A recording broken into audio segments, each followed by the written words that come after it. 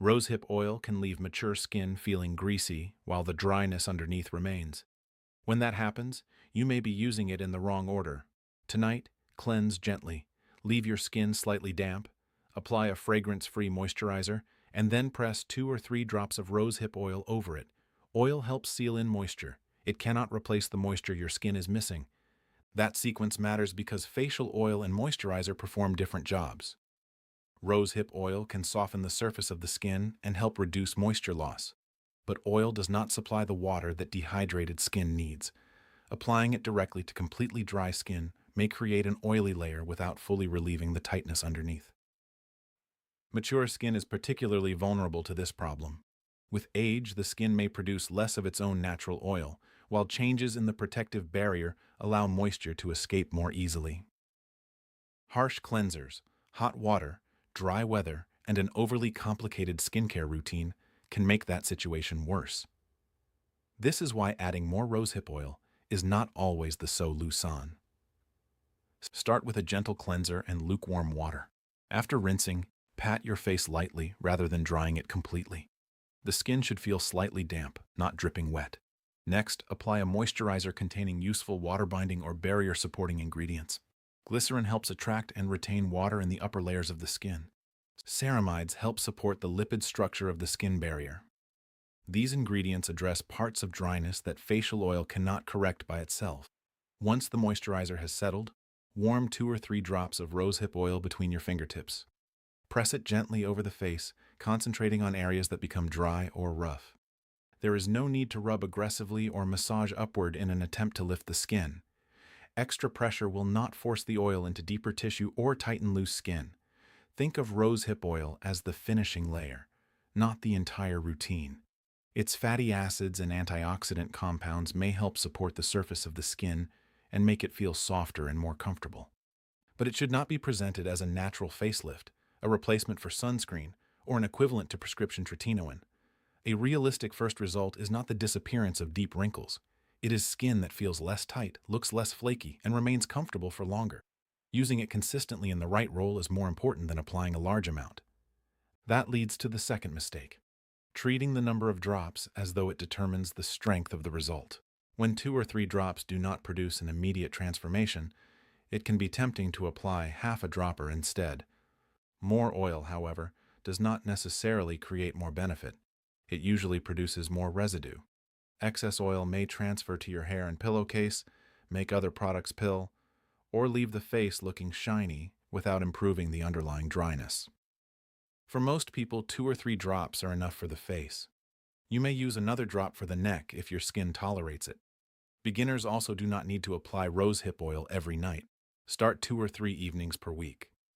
Keep the rest of your routine simple and observe how your skin responds. If it remains comfortable after approximately 2 weeks, you can gradually increase the frequency if needed. Another option is to mix 1 drop into a single application of moisturizer in your palm. Prepare the mixture immediately before using it. Do not pour rosehip oil into the moisturizer container because altering the original formula may affect its stability and preservation. Before applying rosehip oil across your entire face, perform a basic patch test. Place a small amount near the jawline or behind the ear once daily for several days. Stop if you develop persistent burning, itching, swelling, redness, or a rash. A patch test cannot guarantee that a reaction will never occur, but it may reveal an obvious sensitivity before a larger area is exposed. This precaution matters because natural does not mean irritation-free. Rosehip oil is a plant-derived product, and its composition can vary depending on the species, extraction method, storage conditions, and age of the oil. It can also oxidize after repeated exposure to heat, light, and air. Choose a product in a dark, securely closed bottle and store it according to the manufacturer's instructions. If the smell changes noticeably or becomes sharply sour or rancid, it is safer to replace it. During the first few weeks, avoid introducing several new products at the same time. If irritation develops after adding rosehip oil, an exfoliating acid and a retinoid together, it will be difficult to identify which product caused the reaction. You now have 3 practical rules: apply rosehip oil over hydrated skin, limit it to a few drops, and introduce it gradually after patch testing. If you value practical skincare guidance that separates realistic benefits from exaggerated promises, subscribe so you do not miss the next step. Because even when the amount and application order are correct, combining rosehip oil with the wrong active ingredients can turn a gentle evening routine into a source of persistent irritation. Rosehip oil is not automatically dangerous during the day, but evening use is usually the simpler choice. Facial oils can leave a noticeable finish, interfere with how some sunscreens or makeup products sit on the skin, and add another layer to an already crowded morning routine. Using rosehip oil at night makes it easier to observe how your skin responds without those complications. A simple evening sequence is cleanser, moisturizer, and then 2 or 3 drops of rosehip oil. If you prefer using it in the morning and your skin tolerates it, allow the oil to settle before applying sunscreen. But rosehip oil must never replace sunscreen. Plant oils do not provide reliable broad-spectrum protection. Even when an oil contains antioxidant compounds, that does not mean it can protect the skin from UVA and UVB radiation.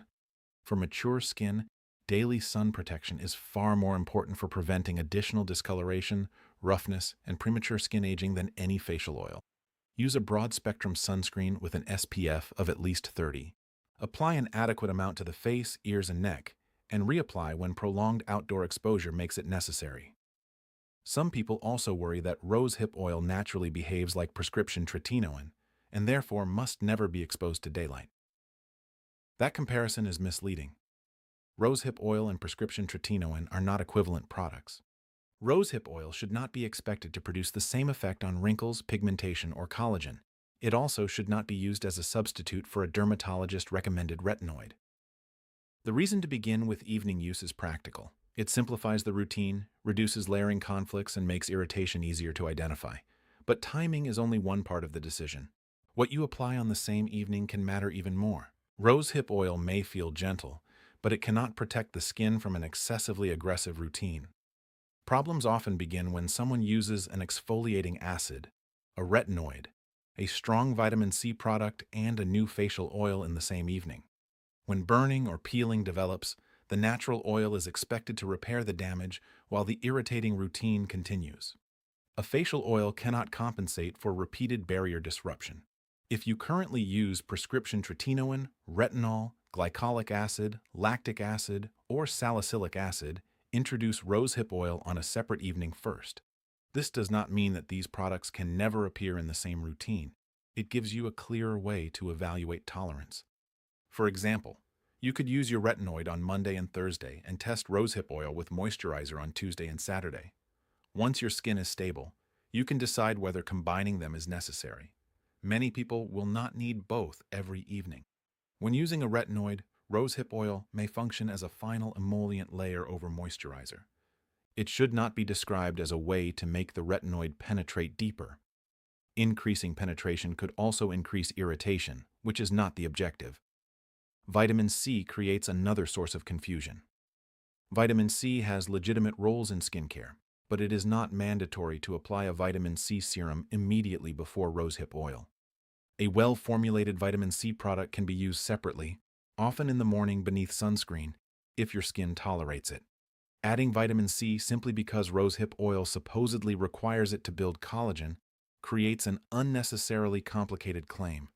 The two products do not need to be applied together to justify using either one. Watch for signs that your routine has become too aggressive. Persistent stinging when applying moisturizer, increasing redness, shiny but tight skin, new scaling around the nose or mouth, and sudden sensitivity to products that previously felt comfortable. If these changes appear, stop the newest product and simplify the routine. Use a gentle cleanser, plain moisturizer, and sunscreen until the skin feels normal again. Seek professional advice if the reaction is severe, painful, or does not improve. The next potential problem is less obvious. Even a routine with the correct steps can fail when the oil inside the bottle is poorly formulated or no longer fresh. The label rosehip oil does not guarantee that every bottle will behave the same way. Rosehip oil may come from different rose species and can be processed using different methods. Some products contain pure rosehip oil, while others combine it with fragrance, essential oils, or several additional plant extracts. For dry, reactive, mature skin, a simpler ingredient list is generally easier to evaluate. Look for rosehip oil or rosehip seed oil near the beginning of the ingredient list. Avoid assuming that a product is better simply because it contains more botanical ingredients. Lavender, citrus, and other fragrant oils may make a product smell appealing, but fragrance can also increase the risk of irritation for some people. Packaging matters because plant oils can deteriorate through exposure to light, heat, and oxygen. A dark or opaque bottle with a secure cap offers better protection than an open, clear container stored beside a sunny window. Close the bottle promptly after each use and follow its storage instructions. Pay attention to changes after opening. Rosehip oil can have a natural earthy scent, so an unfamiliar smell does not automatically mean the product is spoiled. The concern is a noticeable change toward a sharp, stale, or rancid odor, particularly when accompanied by a change in texture. Do not keep using an oxidized product simply because the bottle is unfinished. Color alone is also not a reliable measure of quality. Depending on how the oil was produced, it may range from pale gold to a deeper orange. A darker color does not prove that the oil is stronger, and a lighter color does not automatically mean it is ineffective. Product quality matters, but it cannot turn rosehip oil into a treatment for every visible sign of aging. That requires an honest discussion about what results are reasonable. The most useful way to evaluate rosehip oil is to measure the results it can realistically influence. After several weeks, ask whether your skin feels softer, whether dry areas are less noticeable, and whether tightness returns less quickly after cleansing. You may also notice that makeup sits more smoothly because the surface is less flaky. Those are meaningful improvements. Deep wrinkles, pronounced sagging, and established sun damage are different concerns. They develop through changes involving collagen, elastin, facial structure, cumulative ultraviolet exposure, and genetics. Pure rosehip oil has not been shown to reverse all of those processes. The frequently cited study involving 34 adults does not prove otherwise. Participants in that study consumed a standardized rosehip powder. They did not apply pure rosehip oil to their faces. Results from an oral supplement cannot automatically be transferred to a topical facial oil. This does not make rosehip oil useless. It places the product in the correct category, a potentially helpful emollient for skin that needs additional softness and support, rather than a proven wrinkle-removing treatment. It is also possible for a product to be popular and still be wrong for your individual skin. People with a history of reactions to botanical ingredients should be especially cautious. Anyone experiencing active eczema, a severely impaired skin barrier, or an unexplained facial rash should consider professional advice before introducing another plant oil. Stop using the product if it causes persistent itching, burning, swelling, hives, or worsening redness. Seek urgent medical assistance if a reaction involves difficulty breathing or swelling of the lips, tongue, or throat. Acne-prone skin may require experimentation. Rosehip oil does not cause breakouts in everyone, but no oil can be guaranteed to be non-comedogenic for every person. Begin with 1 or 2 drops on a limited area and watch for new congestion over the following weeks. If your skin tolerates the oil but remains dry, do not immediately double the amount. Reassess your cleanser, moisturizer, indoor humidity, water temperature, and use of exfoliating products. Persistent dryness may also accompany certain skin conditions or medications and deserves appropriate evaluation. Once those variables are addressed, rosehip oil can occupy a small and sensible place in a mature skin routine. Here is the complete routine without unnecessary steps. Begin with a gentle cleanser and lukewarm water.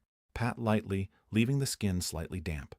Apply a fragrance-free moisturizer. If dryness is your main concern, look for ingredients such as glycerin, ceramides, or hyaluronic acid. Warm 2 or 3 drops of rosehip oil between your fingertips and press it gently over the moisturizer. Use less around areas that feel oily and concentrate on the cheeks or other areas that become dry. Start 2 or 3 evenings per week. Increase the frequency only when your skin remains comfortable. Do not add a new exfoliating acid, retinoid, and vitamin C serum during the same testing period. Introduce one change at a time so that you can recognize both improvements and reactions. During the day, use broad-spectrum sunscreen with an SPF of at least 30. Rosehip oil can support softness, but sunscreen provides the protection that facial oil cannot. Finally, judge the product by realistic outcomes. Softer, more comfortable, and less flaky skin represents success.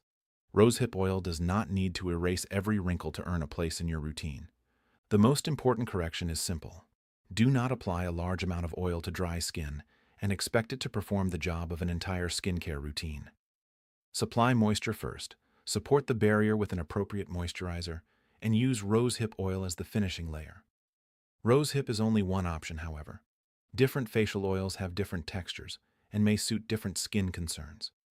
To see how rosehip oil compares with argan and sea buckthorn oil, watch my guide to the 3 natural oils dermatologists are discussing for aging skin next.